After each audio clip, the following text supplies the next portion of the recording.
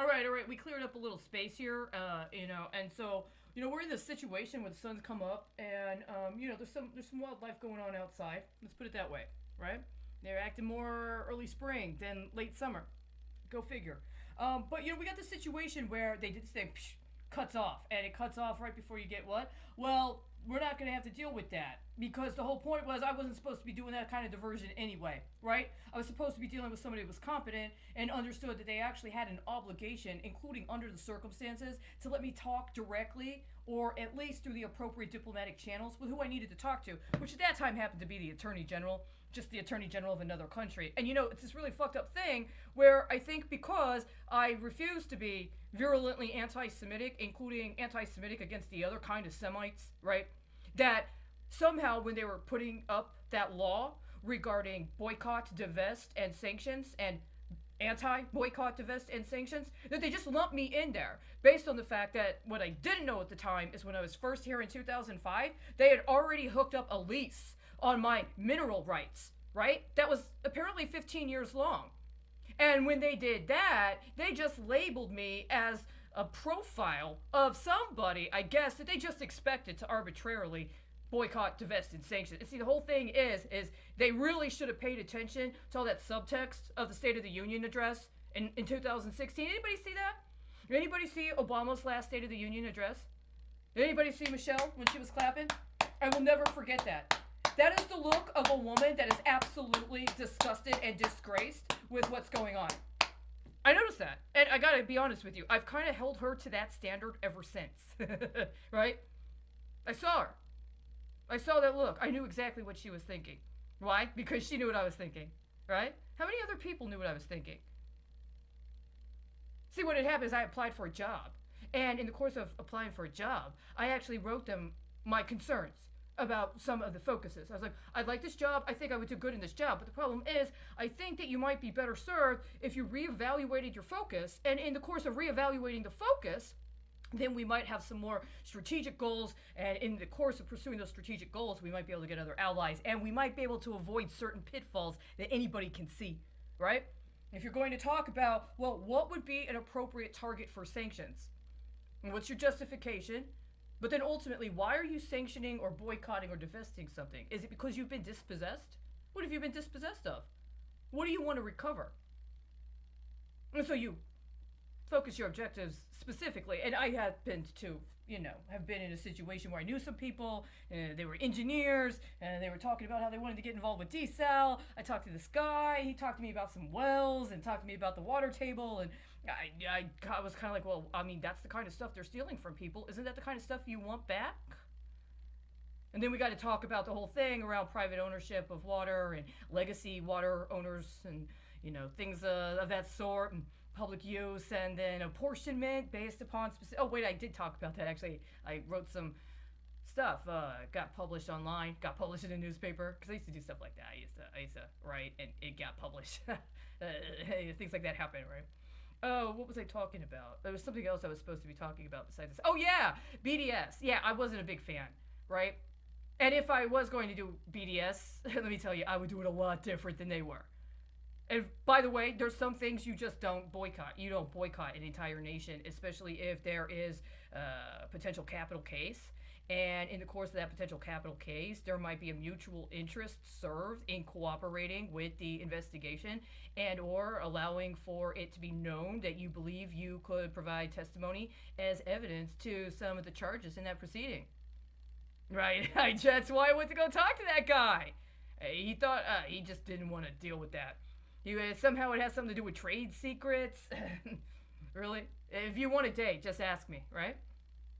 Maybe he didn't think it was appropriate. Maybe I needed to go for a walk with him in front of the community first. He wanted me to go meet his mother, and maybe she'd say I was worth talking to more. Yeah, you should have been a little more explicit about that, because what it ended up sounding like is, I don't know. The point of the matter is I didn't end up going to that cooking class. I didn't make it, but you know what I found later? I gotta show this to you. I'm right here in Dallas. You know what Dallas is? It is the home of, first of all, let me show you this. Can you see this? Can you see this right here? Do you see what that says? It says, Published by Neiman Marcus Encircle, division of the Neiman Marcus Group Incorporated. Copyright 1995. Can I go back to 1995? I got a Neiman Marcus cookbook from 1995. Did I pass my test? I mean, I'm right here in Dallas. I mean, I wanted to take the cooking class, but they wanted me to do something else, and I guess I got the wrong impression. I thought they wanted one thing, and I wanted to go to that cooking class and maybe meet some people. What do you want me to cook for you from the Neiman Marcus cookbook? What do you think I'm going to open? Since I do this thing, like when I'm doing things, I just do some pleasure reading. You know, law books, history books. I don't got the right Janes here, so I can't do that one. But, you know, things like that. What am I going to get? What am I going to get in the Neiman Marcus cookbook? Meats.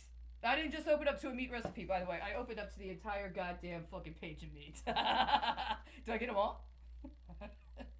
Page 103. Sounds perfect. Right? I love 103s. Except I hate 103s. I prefer you to be more explicit with your numbers as opposed to trying to cite some sort of random auditing code, which isn't random, but it's that, you know, whole thing that says, well, we can do a kind of a derivative metric here because there's some sort of special accounting exception that we qualify for, which basically means you want to obscure the actual financial data, so you're pulling a 103. So that says something where we're at. Well, I know why. Why? Because terror. What terrifies you?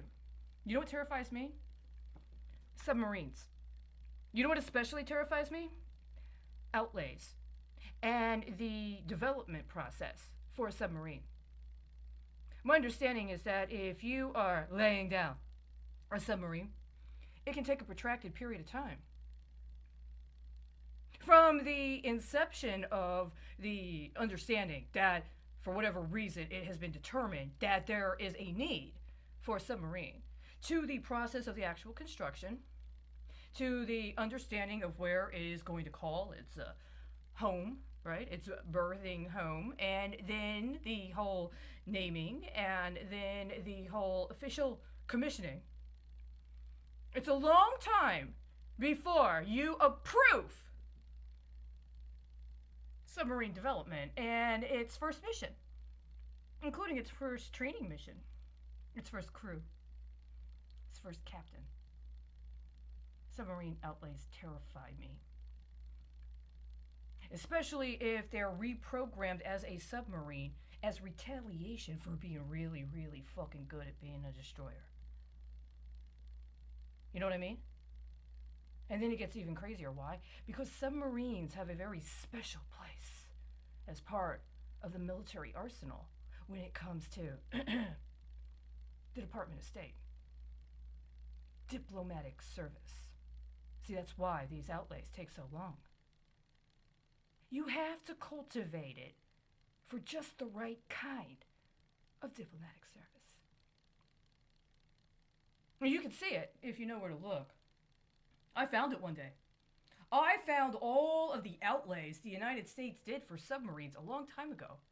There were a couple of destroyers, don't get me wrong. But by and large, it was submarines, usually two. Two per country. What do you think that's about? Huh? They're pretty consistent. Their agreements are pretty consistent. I read through most of them. Except for Germany. Do you know what I mean? You see, there's this special thing when it came to Germany, and it came to maritime naval vessels at Germany. Apparently, at some point in time, there was some port damage. And so we don't have the same relationship with Germany. We have different terms regarding compensation for port damage when it comes to German submarines, right? Do you know that? German submarines terrify me. But I'm kind of twisted. It doesn't terrify me as a deterrent. It terrifies me as a challenge. I'm especially challenged when I go to file a legal filing and they've got more than one concurrent interest they're hedging that legal filing on. But don't worry, And see, all this other stuff was going on, all these other benchmarks, all these other deals that needed to be made, all these things that had to happen. And some people got back to me, some people didn't. The people who did get back to me, I didn't think they were qualified, honestly. But just at the right time, what did I find? You know, because you heard me talking about it the other night, didn't you? Right here, baby. Right here. It's as close as a person like me is going to get to getting a Bible on German submarines. Look at that. You know, the great thing is, look at this. This covering is so nice. It's vinyl. It's not leather, but it evokes leather, right? And look at that. Look at that nice little map there. Huh? It's a Time Life book. Time Life book. Time Life books, man. Right? You remember that series? There was more than that, but this is the one I was most interested in. Are you interested in learning more about the German U-boat? Are you interested more in learning about German submarines? I mean, I'm personally fascinated by it. That which terrifies me is fascinating. It really is. Aren't you stimulated? Don't you want to learn more? Isn't this everything you were hoping for? We got the entire chapter of meats to go through, buddy. And we got everything you could possibly want to know about German submarines right here. The good Nazi shit, baby. You got it right here. You want to come to dinner?